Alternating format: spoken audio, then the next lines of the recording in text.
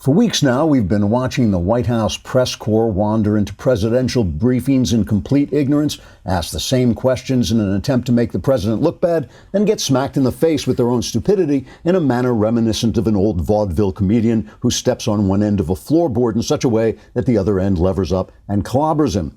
And sure, it's been fun. For some of us, American journalism takes us back to those bygone days when we'd sit of a Saturday morning watching Wile E. Coyote try to catch a roadrunner, only to have his latest Acme device blow up in his face and send him plummeting over a cliff until he either smacks into the earth or ends up hosting a weekend show on NBC, whichever is most humiliating. But since journalists aren't doing anything else worthwhile, I thought I would make a few suggestions of other ways they could entertain us throughout the lockdown. For one thing, maybe they could organize a sort of Hunger Games type competition where people like Chuck Todd, Jim Acosta, and Norah O'Donnell hunt each other down over a savage, unforgiving landscape until only one is left, who can then be put to good use as a kitchen scullion or human sacrifice. Or we could have a game show where George Stephanopoulos, NBC News chairman Andrew Lack, and former NBC anchor Matt Lauer try to guess the names of the women whose abuse they facilitated by spiking stories about Bill Clinton, Jeffrey Epstein, and Harvey Weinstein, or in Lauer's case, just by abusing them directly. And finally, they could all participate in one of those church fundraiser type dunking games where they sit on a wobbly board over a pool of water and we throw baseballs at a target until we knock them in. This would be cheap and easy and could be set up in just as much time as it takes to boil the water. Trigger warning, I'm Andrew Klavan, and this is The Andrew Klavan Show. I feel hunky-dunky, life is tickety-boo. Birds are winging, also singing hunky-dunky-doo. Ship-shaped, tipsy-topsy, the world is zippity-zing. It's a wonderful day, hurrah, hooray! It makes me want to sing. Oh, hurrah, hooray! Oh, hooray, hurrah!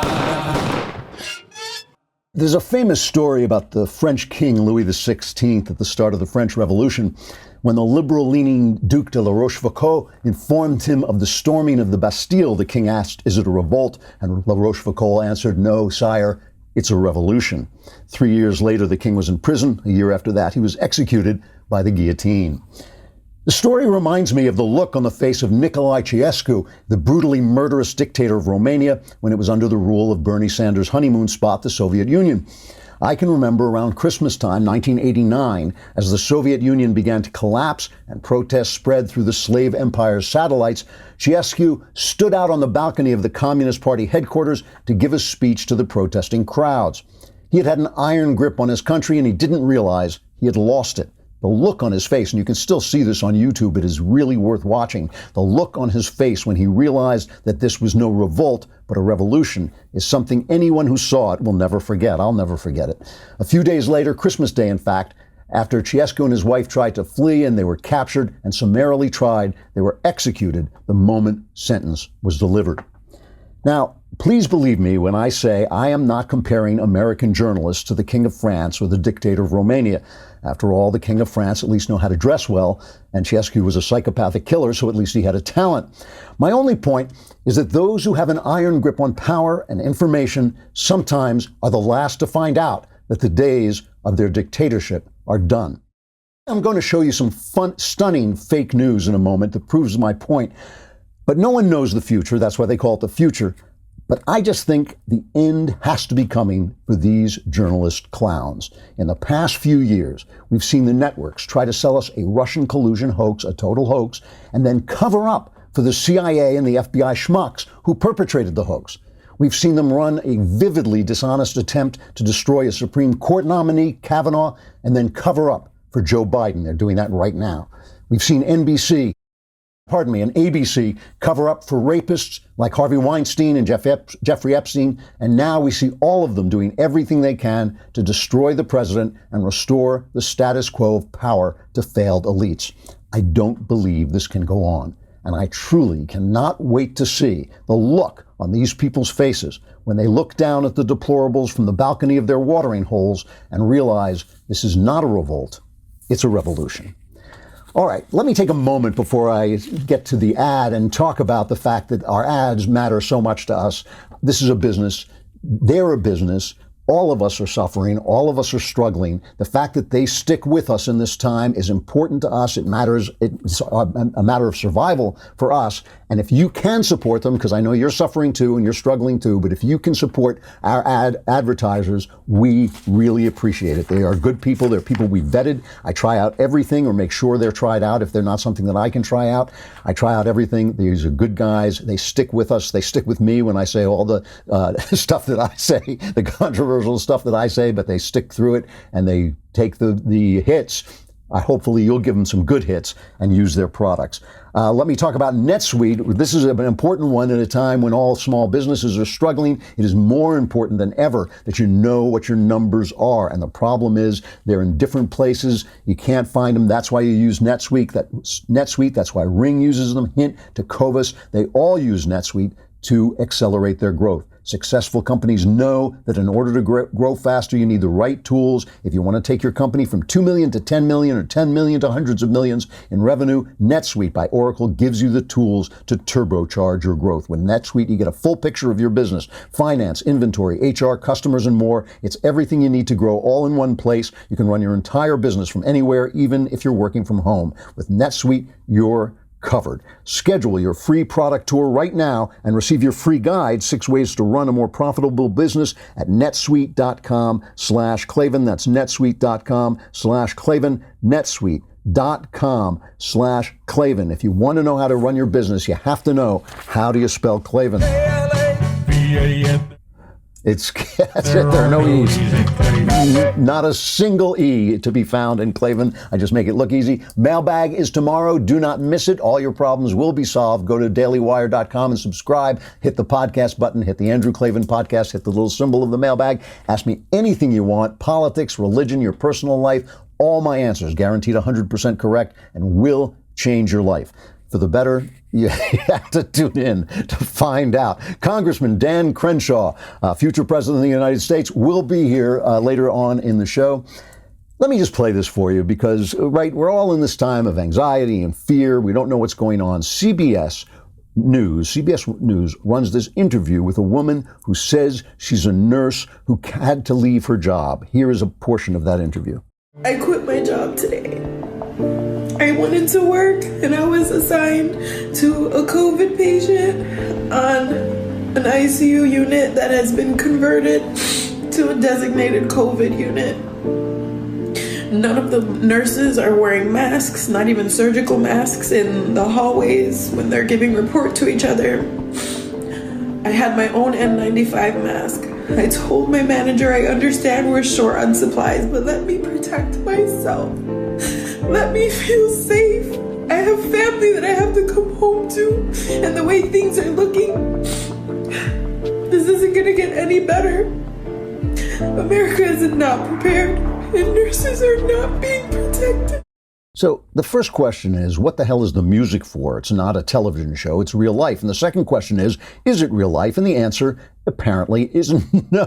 According to Chrissy Clark at the Federalist, I held off on reporting this because I wanted to confirm it, but this woman calls herself Amaris. Her name is Amaris Vera, I believe. She is a popular, she has a popular site on Instagram. She has bipolar disorder. She has admitted this thing has been overwhelming to her. She has not been an employee at the hospital for over a year. CBS has clarified this, but the clarification doesn't mean anything. They have not, as far as I know, at least before I went on the air, I was checking, they have not retracted it. What the hell? What the hell? How bad do you have to be? How wicked do you have to be? How ignorant, how stupid, how incompetent, how corrupt do you have to be to put that on the air when people are struggling, when hospitals are struggling, when genuine heroes are out on the front lines treating this disease, terrified for their lives? How corrupt do you have to be? It cannot go on. All right. Let's talk about this. Let's start with some real news, which is Boris Johnson, the Prime Minister of England. He is now in the ICU. You probably remember he got the virus, said, I'm going to stay at home. as a precaution. He said his symptoms weren't bad. They got worse, put him in the hospital, just saying, oh, it's just a precaution. Now he's in the ICU. They're saying it's just a precaution. He's not on a ventilator. Last I looked, he's conscious. Apparently, they're saying he's doing well and all this stuff. But obviously, this is the sort of thing, this is the sort of story that has made me reluctant to jump on any train that declares that we know what's going on. Some people are saying we're overreacting. I get it. I do get it. Some people are going further than that. Oh, it's a terrible takeover of the universe. We're living in this science fiction loss of rights, and I don't believe that in the least. I believe that people are these are actual human beings struggling with a crisis and sometimes doing a bad job, and sometimes not. And they may be overreacting, but we don't know. I mean, we're going to come out of this. We still may not know. Remember, we still may not know when it's over. Today, the CDC, the head of the CDC, went on and said the numbers are going to be much, much, much better than we feared they were, because of the social distancing. So if they're much better, some people are going to say, well, what an overreaction that was. But other people are going to say, no, it was because they did these things. So we may never know. In Sweden, remember I told you they refused to do the lockdown. The prime minister there, Stefan Löfven, said that, he wasn't going to do it. And now he's warning that the country could face thousands of coronavirus deaths. That would be, a real rebuke to their more laissez-faire attitude. Maybe. We'll see how that pans out. We still don't know. You still have to measure it against the suffering, the suicides, the pain, the unemployment that come with locking down the economy. The numbers here, they're over 10,000.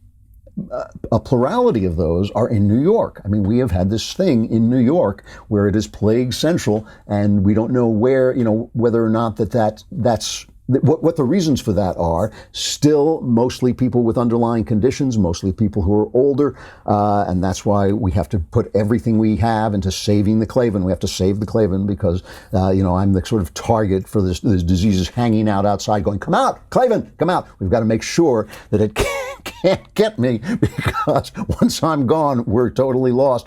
But the numbers are starting to look a little better in New York. The numbers are leveling off in New York, and we don't know. There's some people who are saying that the countries that got hit worst social distanced first. So we still are not sure what's going on. The thing that is unbelievable to me is the fake news at this moment when, it's so hard to get the news. There's so much we don't know. There's so much we legit don't know that people in the news business they're not sending in medical reporters, they're not sending in science reporters, they're not sending in economic reporters, they're send in the clowns. Remember this old Stephen Sondheim song, Send in the Clowns? That's what these briefings look like. They keep blaming Trump for being Trump. He rambles, he says things, he toots his own horn, he's Trump. I get it. But that's not the point. The point is, who cares? Really, who cares? How's he doing? How is he reacting? And the reporting is absolutely unbelievable. NBC, and let's remember, this is NBC who killed the Harvey Weinstein story while they were killing the Matt Lauer story. These are dishonest people. NBC runs a story today saying the virus killed 1,264 people over 24 hours in the U.S. as of 2 a.m. On Tuesday. Meanwhile, in China, where the pandemic broke out, not a single new death was reported. The city of Wuhan in Hubei province, where the new virus was first identified, prepared for lockdown measures to be lifted. Wow, those Chinese are doing a great job at lying. Why? What on earth is NBC reporting news from China as if it were the truth? It is just unbelievable to me. Yesterday, in the briefing, Trump went after this reporter. This reporter started talking to him about the fact that the Chinese companies like Huawei have donated medical supplies and equipment to the U.S. to handle the coronavirus pandemic. Now, there have been reports that some of the Chinese equipment that's being sent out doesn't work, but she's making this speech, and he stopped her and he said, this is a statement more than a question. And here's a little bit of the exchange. Trump started talking about the fact that we've had this trade deficit with China that he's been trying to fix. Now China's going to spend has agreed to spend $250 billion many billions of dollars in our country, much of it going to farmers and manufacturers. So I'll let you know. I mean, I hope they're going to honor the deal. We'll find out. China, are you cooperating with I don't China? know. Who are you working for, China? You work for China, or are you with a newspaper? Who are you with? Hong Kong Phoenix TV. Who owns that, China? Is it owned by China? Hong Kong. No, is it owned by the state? No, it's not. It's a private-owned company. Okay, good. Okay. Look, I'll let you know. I'll give you a good answer to that in a few months. I wanted to see what they do. Because it's time for them to help us, okay? It's time right now for China to help us. And hopefully they do. So, of course, liberals on Twitter were going nuts. They were calling him a pig. They were saying he's a misogynist and all this stuff. She was lying. She was lying. Phoenix TV is an arm. It has an independent shell company that owns it, but it is subject to the dictates of communist propaganda. It's a communist propaganda instrument. It's an instrument of Chinese communist propaganda. Why the press, who questions every word out of the president's mouth, if he says, oh, things are getting better, they go, oh, but it's so bad. It's so bad. All right. Why on earth are they not questioning China? I mean, Nadia Shadlow wrote this piece, and good for the Atlantic, which sometimes they used to really be a lot more fair. They've now gone woke and leftist a little bit, but they're still publishing some stuff. Nadia Shadlow was briefly in the Trump administration, and she wrote this piece called "Consider the Possibility that Trump is Right About China." This is why they are taking Chinese propaganda, the word of a country that wants to destroy us, that oppresses its own people, that has never owned up to the oppression and murder they have done in their country to their own people. Why should our press, talk about them? I mean, you've got Thomas Friedman in the New York Times saying, oh, if only we could be China for a day, we could fix everything, because the experts have done such a great job. So Nadia Shadlow writes in The Atlantic, even as the current emergency has proved Trump right in fundamental ways about China specifically and foreign policy more generally, many respectable people in the United States are letting their disdain for the president blind them to what is really going on in the world. Trump's point of view, the COVID-19 crisis, reveals what his strategy asserted, that the world is a competitive arena in which great power rivals like China seek advantage, that the state remains the irreplaceable agent of international power and effective action. And, this is the important thing, that this virus, the situation, I'm willing to grant he made mistakes. I'm willing to grant he didn't take it seriously fast enough, whatever. Still, it has proved everything he said right. It has proved his general attitude, which was the opposite of the attitude of the elites, the opposite of the attitude of the experts in the State Department. It has proved his general point right, that we are a world of countries. Not all the countries are morally equal. Not all the cultures are morally the same, and they are in competition with one another. And it's not a pure capitalist competition. It is also a moral competition. This was what Reagan said about the Soviet Union. He said it's not like we and they are morally equivalent. It is not the same thing. We are not morally equivalent to the Chinese. And I shouldn't have to say that we're not perfect. Obviously, we're not perfect. But we are a country dedicated to good values, and they are a country dedicated to bad values. We have to win. And, it's just amazing to me, this coverage. It really is. It's like, you don't want to go over the top. So I see people going over the top on the measures that governments are taking. Oh, it's oppression and so on. And I don't like to talk like that, but the press is the one thing that has been exposed as rotten to the core. And it was exposed by the Harvey Weinstein as rotten to the core. It was exposed by the Jeffrey Epstein story as rotten to the core. And the fact that has never had to pay for that Andrew Lack is still heading NBC after he did those things. These are amazing things, amazing things. Can anybody say that their coverage of one party is the same as the other party? I mean, even Chuck Todd, who is the most he's either clueless or dishonest. I don't know which. I really don't. But he is the one guy who keeps saying, no, the press it's completely fine. Is he really going to tell us that their coverage of Trump is the same as their coverage of Obama? Obama, who set the Middle East on fire, who lets ISIS take over the Middle East. Trump, who destroyed ISIS in the Middle East. Are they really going to tell us they've covered them the same way? Nobody can do it. All of this there's this dust up in Hollywood, which I just find really illustrative of what's going on, right? In some ways you can say, oh, it's silly, who cares about what the people in Hollywood are saying? But I'll tell you why I don't think that that's the right attitude. Alyssa Milano, right? She is this actress. She's been on a couple of TV shows. What was she on? She was in Charmed. She was never really a big actress, but she became a big deal during the Kavanaugh hearings. During the Kavanaugh hearings, when he was accused of doing something stupid when he was a teenager. And, having done stupid things when I was a teenager, things I'm ashamed of to this day, I never cared. I never cared what Brett Kavanaugh did or didn't do. But as the evidence came in, it became very clear that the woman who was accusing him, Blasey Ford, was not supported by the evidence. She was not supported by the evidence. Was I there? No. All I'm saying is the people that she said were there said they weren't there. The people she said would back her up didn't back her up. Important, right? But Alyssa Milano was on the front line, sitting behind Christine Blasey Ford with a sign, don't confirm Kavanaugh, and saying this, the Me Too movement, and a big engine behind the Me Too movement. And she said this, let me be as clear as possible. I believe Christine Blasey Ford, and I demand that our senators vote to reject Brett Kavanaugh as the next justice of the Supreme Court. Every person who refuses to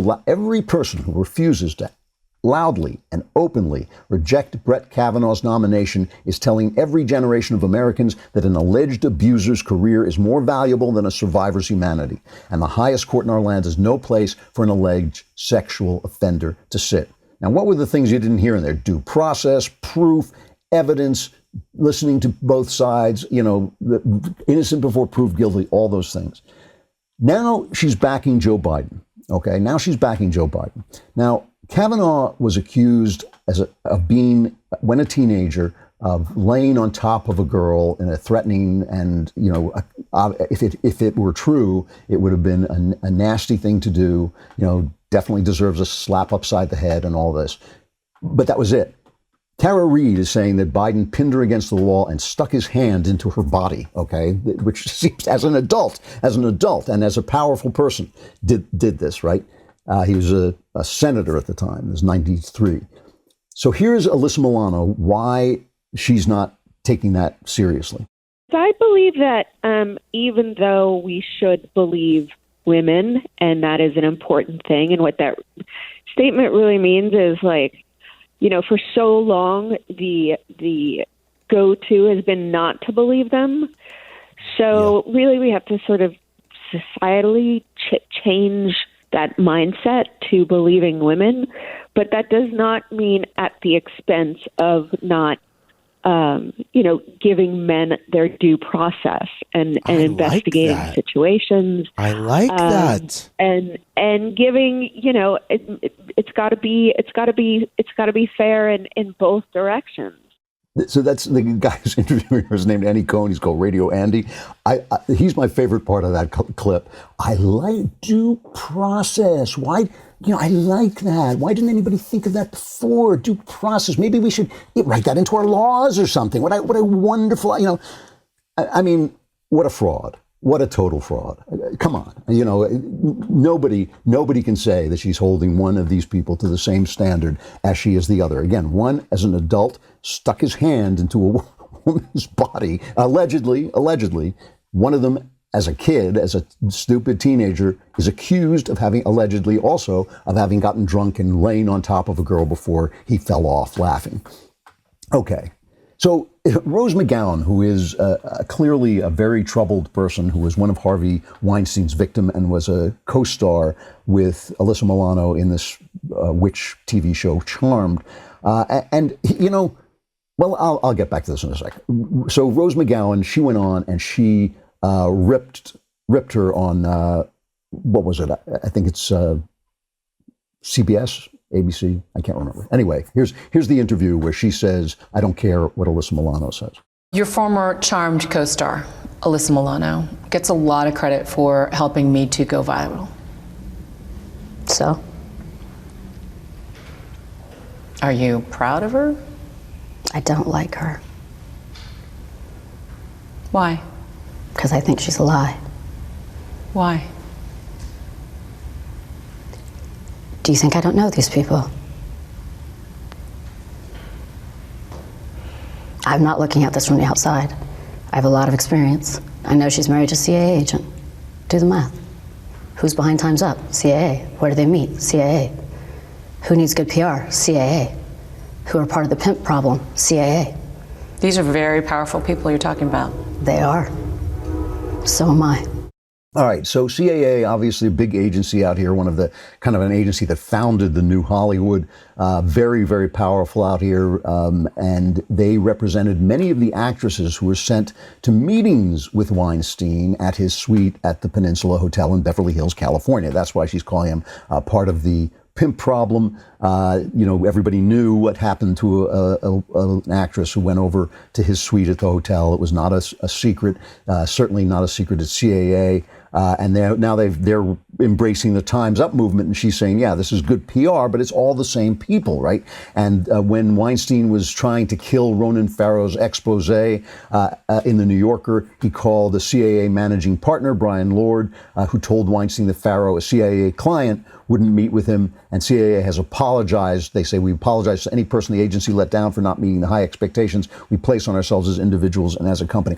What I'm saying is, Rose McGowan is right here. I mean, Rose McGowan is pointing to the fact that these are people who participated in this. This is an industry, Hollywood, that has participated in this forever. As I've said, not a mile and a half away from me, there is a statue of the casting couch to commemorate the casting couch. It's a joke, but still, there it is. It's not like nobody knew the casting couch was part of Hollywood. But the reason I talk about this is because this is the entire press. This is the entire press corps, the people we're depending on for news and information. When I talk about the fact that NBC covered up for Harvey Weinstein while covering up for Matt Lauer, when I talk about the fact that George Stephanopoulos, who covered up for Bill Clinton, is now running the news division at a network that covered up for Jeffrey Epstein during the Hillary Clinton trial, okay? This is not paranoia. This is actually things that are happening. I'm also talking about the fact that it's NBC who released the tape of Donald Trump making boorish remarks about women, holding on to it until the moment they thought it would hurt him most. And these are the people, this is the flow of information. So the flow of information that you're getting is simply an attempt to maintain a certain degree of power in certain hands. So that every time you read the New York Times, every time you turn on one of the networks, every time you listen to NPR, you are listening to that effort to maintain what they think it should be the power structure. And again, the thing about this is it's not the fact that they think that they are being evil. It's not the fact that they think, oh, we've got to destroy, Donald Trump because we don't like his hair. It's because they believe in certain principles. They believe in principles of abortion. They believe in principles of internationalism. They believe in principles of guaranteed income, of spreading the wealth so that people, when they lose their jobs, will take their money and go away and not bother them with things like meaning and the fact that they're individuals who want to have dignity and work and be part of society. That never mind, just take your money and go away and let us do what we're doing here. This is an elite that is closed off, and it is fighting for its life. I mean, it is fighting for its life because Donald Trump got elected. And Donald Trump, Walter Russell Mead calls him a wrecking ball president, and that's a good description of him. He's all over the place. There are times when he makes me cringe. I know that Knowles always loves it when he's making these jokes, but sometimes I'm just thinking, no, you are the president. Not everything is a joke. Not everything is to be sloughed off. He is a wrecking ball president, but you got to think, why was he put in there? He was put in there to wreck something that needs wrecking, and not one of these damn people, not one of them has turned around and said, why? Why is he in there? Maybe our power, maybe we failed. Maybe we did something wrong. Maybe our power is too insulated. Maybe our ideas are too insulated. None of them has done it. None of them. And I just think, it is time. The time has come for them to think it through. And if they're obviously not going to do it because they're like Louis XVI. Until the moment the crowds are outside like Chescu, until the moment they won't stop shouting, they think it's a revolt.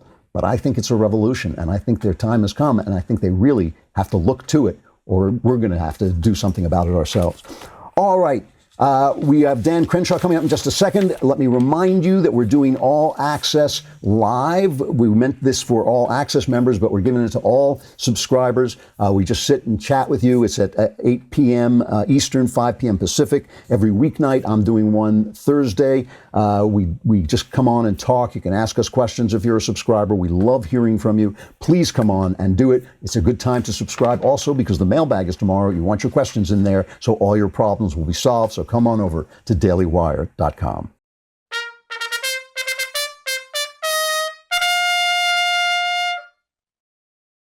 All right. Dan Crenshaw is, as you know, the future president of the United States, but he's currently biding his time as Texas' 2nd Congressional District, the congressman in Texas's 2nd Congressional District. He's a former lieutenant commander in the Navy SEALs, where he earned 2 Bronze Stars, a Purple Heart, and the Navy Commendation Medal. His new book is Fortitude, American Resilience in the Era of Outrage. It's out now. Congressman, are you there? Yeah, I'm here. Good to see you, Andrew.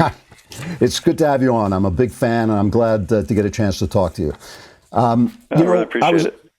I was looking at your book, Fortitude, American Resilience in an Era of Outrage, and the first thing that struck me about it is obviously you're an example of fortitude. You have been a Navy SEAL. You've been injured very badly. Why is fortitude the opposite of outrage? Well, fortitude, by definition, is resilience in the face of adversity. Outrage is allowing your emotions to overcome you. So those are pretty polar opposite things. And I'm not saying outrage is always unjustified. Of course, it can be, but it is always useless. It is always useless, whether it's justified or not. It's always useless, and it does take an element of fortitude to actually stop yourself from emotionally reacting. It's hard to imagine many instances in your personal life when that emotional reaction had a better outcome for you than a better, more thought out reaction would have. I mean, I think most people can agree with that, right? And that doesn't mean you're always going to be perfect and be this stoic. I'm certainly not. None of us are. I didn't write this book about how perfect I am. I wrote it about my own shortcomings as well.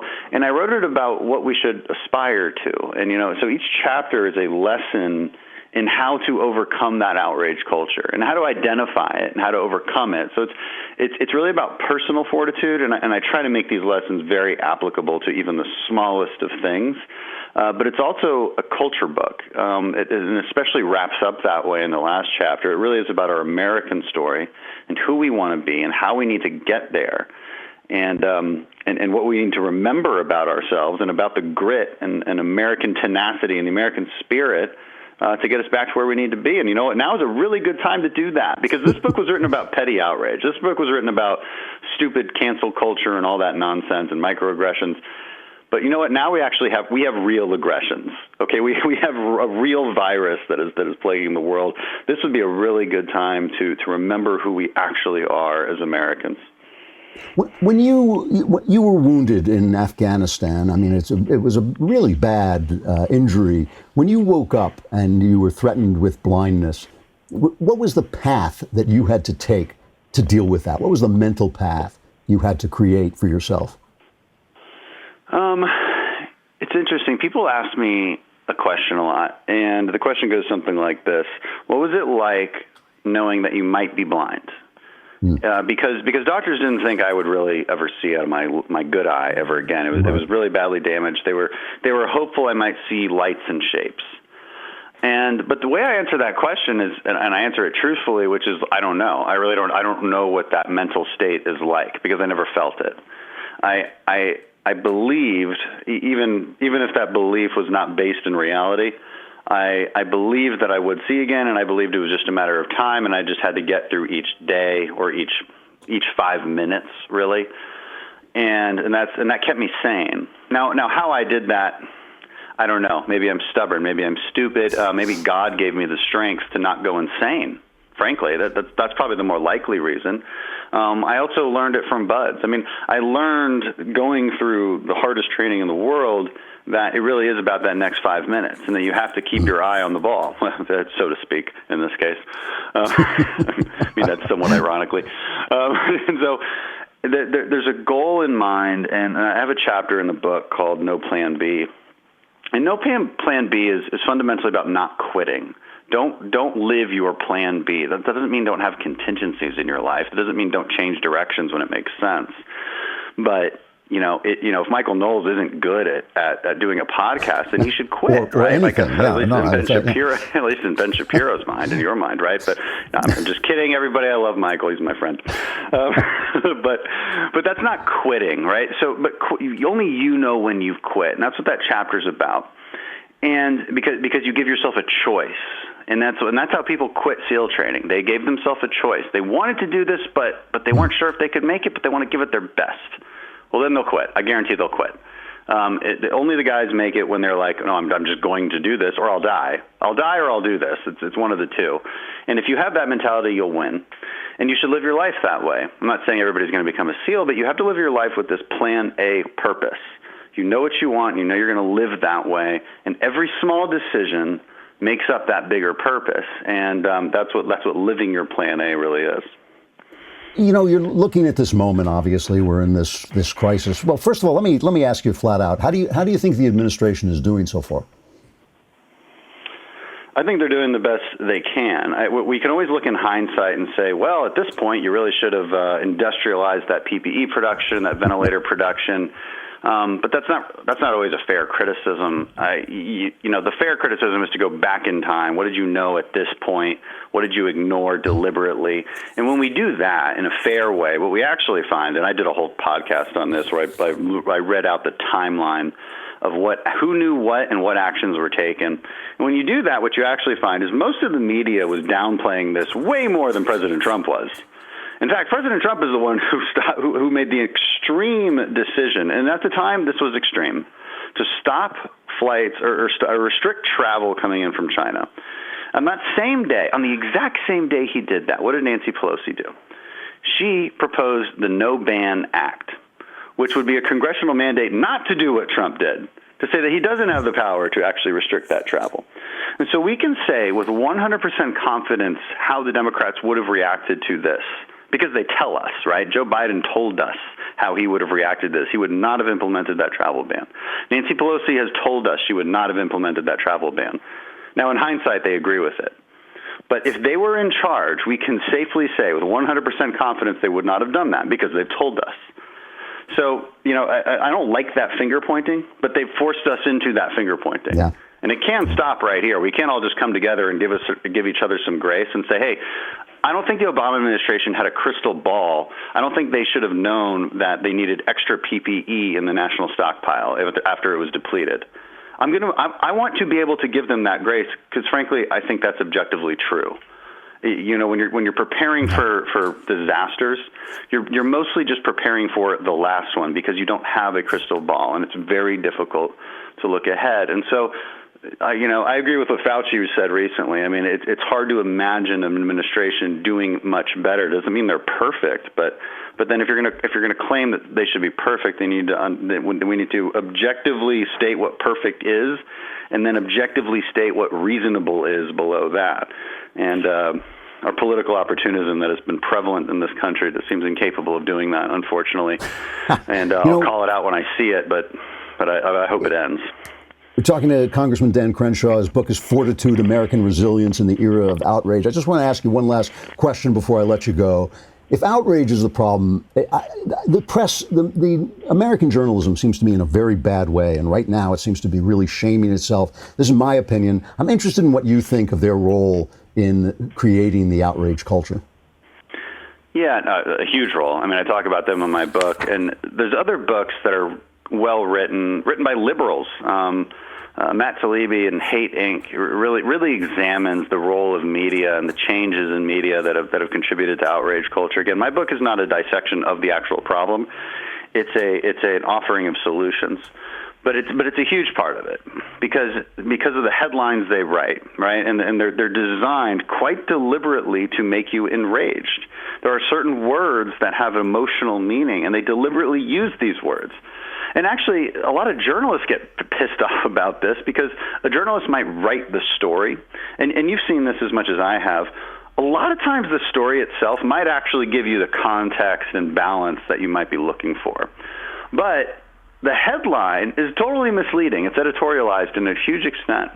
And that's the industry and the corruption of the industry that has occurred, and it's really sad, and it really contributes to this in a terrible way. The media, and just to maybe answer your question further, the media have acted terribly during this entire pandemic. They waste America's time in those press briefings, asking the president the stupidest possible questions that elicit no information whatsoever. They're just meant to be combative. And I would point out that the media has two roles. One is to be adversarial to the government, but the other role is to also inform the public in the fairest way possible. They're doing the adversarial part the best they can, okay? They don't do it to Democrats, but they love doing it to the president. I don't mind that they do it. I just want them to do the other part also. I want them to do the part where they inform the public fairly, and they've been failing miserably at that. Congressman Dan Crenshaw, thanks for coming on. I know you got to go. I hope you'll come back. The book is Fortitude, American Resilience in the Era of Outrage. Thanks a lot, Dan. Hey, thanks a lot, Andrew. All right, a final reflection. One of the things I have to say that has been difficult for me is going into Holy Week in lockdown. And I'm attending church online. I'm going on and watching it, but it's not the same. And I know that Passover is coming tomorrow, and it's tough for people to celebrate these holidays. Obviously, God is wherever we are, and He will be there. But it's been difficult. And I was watching. Judge Jeanine was talking to Franklin Graham, and he's been under fire because he doesn't toe the politically correct line in terms of gay people, and yet here he is setting up hospitals in Central Park, and the left is fretting over whether he's going to treat gay people the same, as which he obviously is and has said he always does, and it's not a Christian thing to reject them for medical care. But Judge Jeanine had him on and asked him to make a statement about why God permits such things as this pandemic to happen, and this was his response. Man has turned his back on God. We have sinned against Him, and we need to ask for God's forgiveness. And that's what Easter's all about. It's about God so loving the world that He gave His only begotten Son, that whosoever believeth in Him should not perish, but should have everlasting life. Jesus Christ came to save sinners. He didn't come to condemn the world, but to save the world. And if we put our faith and trust in Him, He'll forgive our sins, and He'll heal our hearts, and He'll change the course of our lives. And this pandemic, this is a result of a fallen world, a world that has turned its back on God. And so I would encourage people to pray and just let's ask God for help. So the left universally made it sound as if what he was saying is we've been naughty and this is God's punishment for us. And I'm not the Graham whisperer. The guy is obviously a big-time evangelist. He can speak for himself.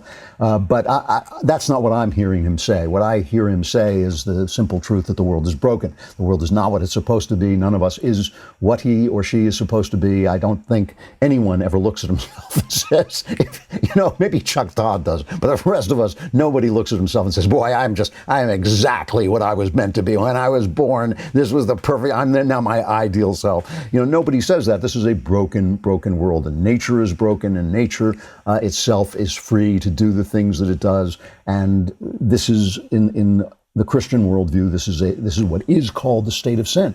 It's not like, I did something bad, and now bad things are happening. It's more like this world is in and of itself broken in all of its systems, in all of its ways, in all of our hearts, in everything that it does. And that's why the result of the pandemic.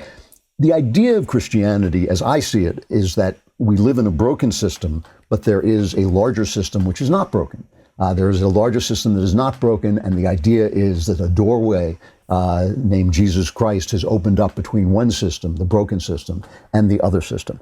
And we can't just walk through that doorway, but we can open the communications between the perfect system that is God's system that was supposed to be ours, and the system that we live in, which is man's system and which is broken. And we have radio contact, basically, through Jesus Christ with that bigger system. And, the only thing I wanted to say about this is that a lot of times Christians are so used to talking to other Christians that they don't know what they sound like when they go on TV. And of course, we have this hostile press, which is hostile to the idea of God. It's hostile to the idea of Christianity. Specifically, it is more hostile to the idea of Christianity than it is to Islam or to other religions that it doesn't associate with ourselves, which is what it hates, is Western civilization. But this system, this idea that this system is broken, I think is just, you only have to look in your heart. You only have to look in your heart and measure the distance between who you feel you could be and who you actually are, and how far that distance is, and who it is more times than not that stands in your way, namely you. And you know that what Franklin Graham is saying is absolutely correct. So anyway, going into this this holiday, whether it's Passover or Easter, Holy Week, I think it's just important to remember that this is what we're working on. We're working on establishing contact with a better system that is a bigger system, that's the eternal system, and that is our system, ultimately, if we make our way into the arms of God and into the ideas of God. And I just wanted to say that because I know we're all celebrating by ourselves, and it's nice to remember that we're all also celebrating together. Tomorrow is the mailbag, so you won't have any problems. You'll be living in that perfect world the minute I open my mouth and answer your questions. And if you don't think that's true, just tune in and find out. I'm Andrew Klavan. This is The Andrew Klavan Show.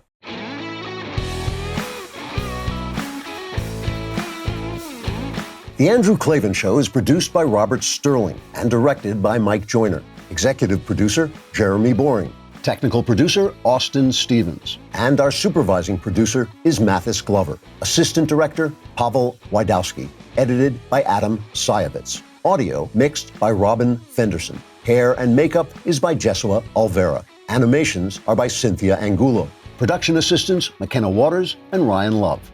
The Andrew Klavan Show is a Daily Wire production. Copyright Daily Wire 2020. The Matt Walsh Show, it's not just another show about politics. I think there are enough of those already out there. We talk about culture because culture drives politics and it drives everything else. So my main focuses are life, family, faith. Those are fundamental, and that's what this show is about. I hope you'll give it a listen.